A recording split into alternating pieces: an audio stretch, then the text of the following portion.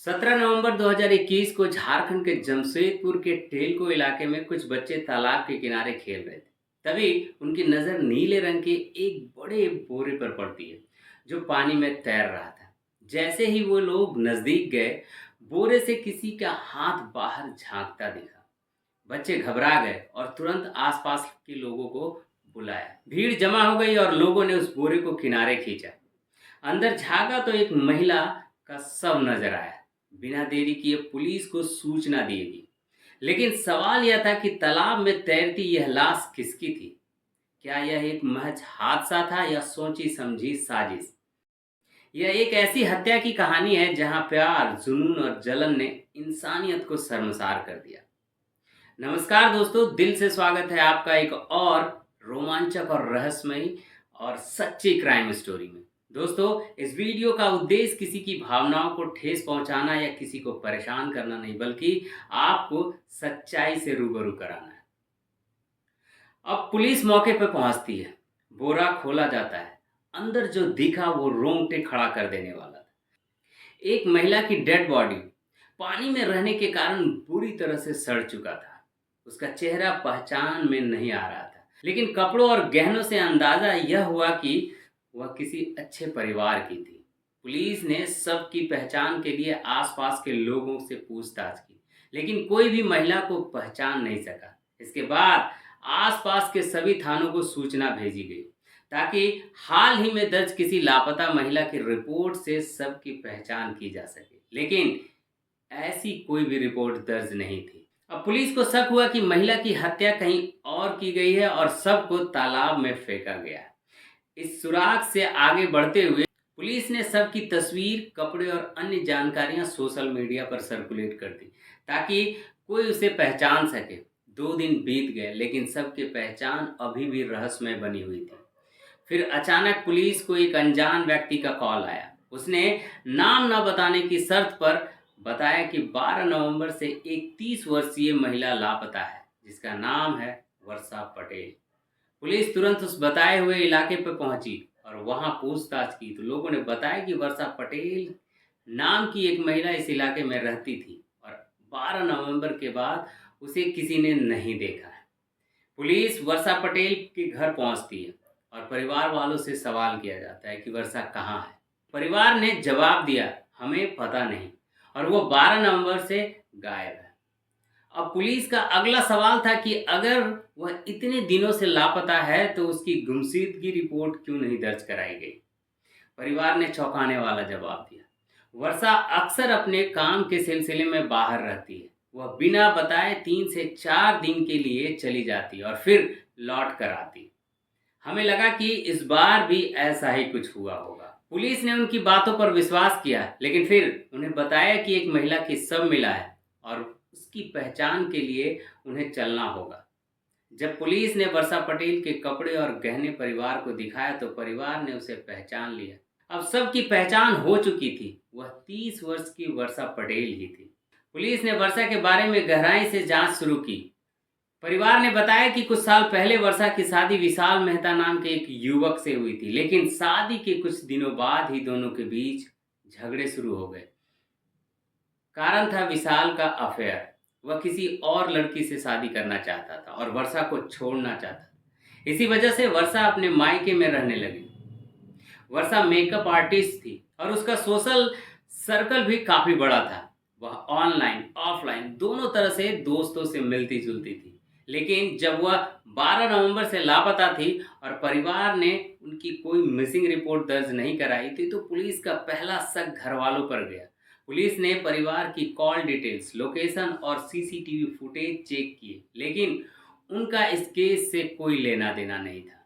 अब पुलिस की नज़र वर्षा के पति विशाल मेहता पर गई। उन्होंने एक थ्योरी बनाई कि विशाल ने वर्षा को रास्ते से हटाने के लिए उसकी हत्या कर दी होगी ताकि वह अपनी नई गर्लफ्रेंड से शादी कर सके। विशाल को गिरफ्तार कर पूछताछ की गई। उसने स्वीकार किया कि हाँ, वह वर्षा से छुटकारा पाना चाहता था, लेकिन उसने हत्या नहीं की है। पुलिस ने उसकी कॉल, लोकेशन, सीसीटीवी फुटेज और अन्य उपस्थितियों की जांच की और उसे क्लीन चिट दे दी। अब पुलिस फिर से जीरो पर थी। जिस पर भी शक कर रहे थे, वहाँ कोई ठोस सबूत नहीं मिल रहा था।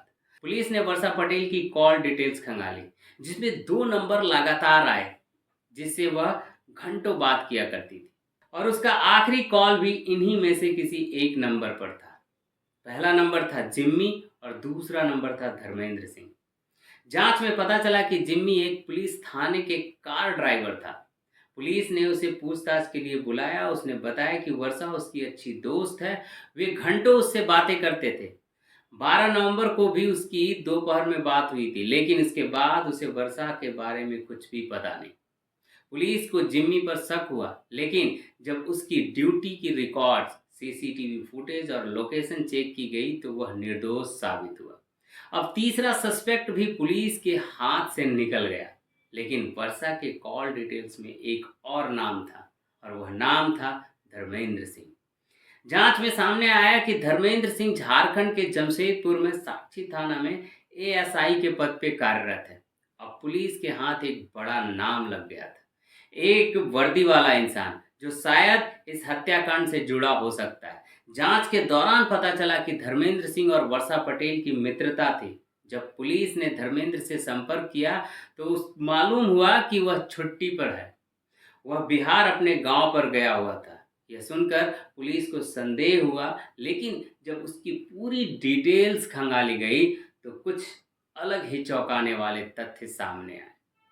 12 नवंबर को वर्षा लापता हुई थी और 13 नवंबर को धर्मेंद्र सिंह ड्यूटी पर मौजूद था, लेकिन 14 नवंबर को वह अपने गांव चला गया था। गौर करने वाली बात यही थी कि धर्मेंद्र ने 10 नवंबर को ही छुट्टी की अर्जी डाल रखी थी, जिससे यह संदेह और भी गहरा हो गया कि यह हत्या पहले से योजनाबद्ध तो नहीं। पुलिस ने धर्मेंद्र सिंह को तुरंत जमशेदपुर लौटने के लिए कहा। इस बीच वर्षा की मोबाइल लोकेशन धर्मेंद्र की मोबाइल लोकेशन से पूरी तरह से मैच खा रही थी। इसके अलावा जब पुलिस ने धर्मेंद्र सिंह के क्वार्टर के आसपास के लोगों से पूछताछ की तो उन्होंने बताया कि वर्षा अक्सर उससे मिलने आया करती थी। अब धर्मेंद्र सिंह से पूछताछ शुरू हुई। पहले तो उसने गोलमोल जवाब दिए और पुलिस को गुमराह करने की पूरी पूरी कोशिश की, लेकिन जब पुलिस ने मोबाइल लोकेशन, सीसीटीवी फुटेज और कॉल रिकॉर्ड के साथ सबूत उसके सामने रखा तो धर्मेंद्र सिंह समझ गया कि अब बचने का कोई भी रास्ता नहीं। आखिरकार उसने अपना जुर्म कबूल कर लिया। धर्मेंद्र सिंह ने पुलिस को बताया कि कुछ समय पहले उसकी वर्षा से दोस्ती हुई थी, जो जल्द ही प्यार में बदल गई। लेकिन धर्मेंद्र पहले से ही शादीशुदा था, उसके 2 बच्चे थे और उसका परिवार बिहार में रहता था। इसके बावजूद उसका वर्षा से रिश्ता चल रहा था और वह अक्सर उसे अपने क्वार्टर पर बुलाया करता था। 12 नवंबर को भी वर्षा उससे मिलने आई थी, लेकिन किसी बात पे दोनों के बीच झगड़ा हो गया। गुस्से में धर्मेंद्र सिंह ने वर्षा का सिर दीवार पर दे मारा और फिर उसकी गला दबाकर हत्या कर दी। हत्या के बाद उसने सबको एक बड़े बोरे में डालकर तालाब में फेंक दिया। पहले तो धर्मेंद्र ने पुलिस को बताया कि यह एक हादसा था, जो कि गुस्से में हो गए, लेकिन जब पुलिस ने उससे सख्ती से पूछताछ की तो सच्चाई कुछ और निकली। असल में धर्मेंद्र और वर्षा के बीच शारीरिक संबंध थे और वर्षा ने इसकी कुछ तस्वीर अपने मोबाइल में सेव कर रखी थी। धीरे धीरे धर्मेंद्र को यह एहसास हुआ कि वर्षा केवल उसी से नहीं बल्कि और भी कई लोगों से दोस्ती रखती है। खासकर उसी के थाने में काम करने वाला ड्राइवर जिम्मी भी वर्षा का दोस्त था। यह बात धर्मेंद्र को बिल्कुल पसंद नहीं थी। उसने वर्षा से कहा कि या तो सिर्फ तुम मेरे साथ रहो या फिर मुझे छोड़ दो, लेकिन वर्षा ने उसे साफ साफ जवाब दिया, वह न तो धर्मेंद्र को छोड़ेगी और न ही अपने बाकी दोस्तों से कोई दूरी बनाएगी। धर्मेंद्र और वर्षा के बीच रिश्ते अब प्यार से ज्यादा जंग बन चुके थे। जब धर्मेंद्र ने वर्षा से दूरी बनानी चाही तो वर्षा ने उसे ब्लैकमेल करना शुरू कर दिया। दरअसल वर्षा के मोबाइल में उसकी आपत्तिजनक तस्वीरें और वीडियो मौजूद थी। उसने धर्मेंद्र को धमकी दी कि अगर उसने उसे छोड़ने की कोशिश की तो वह ये तस्वीर उसके परिवार और समाज में वायरल कर देगी और उसे बदनाम कर देगी। ब्लैकमेल और धमकियों से तंग आकर धर्मेंद्र ने वर्षा को रास्ते से हटाने की साजिश रच डाली। 12 नवंबर को उसने वर्षा को अपने क्वार्टर पे बुलाया। वहाँ इसी बात को लेकर दोनों के बीच झगड़ा हुआ, लेकिन धर्मेंद्र ने पहले ही इसकी हत्या की योजना बना रखी थी। गुस्से में उसने वर्षा का सिर तेजी से दीवार में पटका, जिससे वह बेहोश हो गई। फिर उसका गला दबाकर उसे हमेशा के लिए मौत की नींद सुला दिया। इसके बाद धर्मेंद्र ने पहले से तैयार की गई नीले रंग की पॉलिथीन में शव को लपेटा। धर्मेंद्र जानता था कि अगर उसके शव को सही जगह पर ठिकाने नहीं लगाया तो वह पकड़ा जा सकता है। इसलिए उसने पहले सहकर्मी से पेट्रोलिंग कार की लोकेशन पता की, फिर सावधानी से एक तालाब के किनारे पहुंचा और शव को पानी में फेंक दिया। सबूत मिटाने के लिए उसने पहले से ही छुट्टी की अर्जी डाल रखी थी। हत्या के अगले दिन यानी 13 नवंबर को वह ड्यूटी पर आया ताकि कोई शक न कर सके। फिर 14 नवंबर को वह अपने गांव चला गया। यह पूरी हत्या एक सुनियोजित साजिश थी। धर्मेंद्र वर्षा से पीछा छुड़ाना चाहता था, लेकिन वर्षा उसे छोड़ने को तैयार नहीं थी। यह टकराव ने उसे कातिल बना दिया। लेकिन कहते हैं ना, कातिल कितना भी शातिर हो, वह कोई ना कोई गलती जरूर कर देता है। पुलिस ने mobile location, CCTV footage, call details और गवाहों के आधार पर धर्मेंद्र सिंह को गिरफ्तार किया। लंबी कानूनी लड़ाई के बाद 2023 में कोर्ट ने उसे उम्र कैद की सजा सुना दी। तो दोस्तों, यह सिर्फ एक हत्या की कहानी नहीं, बल्कि धोखे, लालच और जुनून की खौफनाक दास्तान है। इस कहानी में आपके मुताबिक गलती किसकी ओर से सबसे ज़्यादा थी? कमेंट करके हमें ज़रूर बताइए। तो दोस्तों, अगली बार फिर मिलेंगे एक नई और सच्ची क्राइम स्टोरी के साथ, जहां सच सामने आएगा और राज बेनकाब होंगे। तब तक सतर्क रहें, सुरक्षित रहें और अपने परिवार का ख्याल रखें। दोस्तों, इस वीडियो को देखने के लिए दिल से बहुत बहुत धन्यवाद। जय हिंद।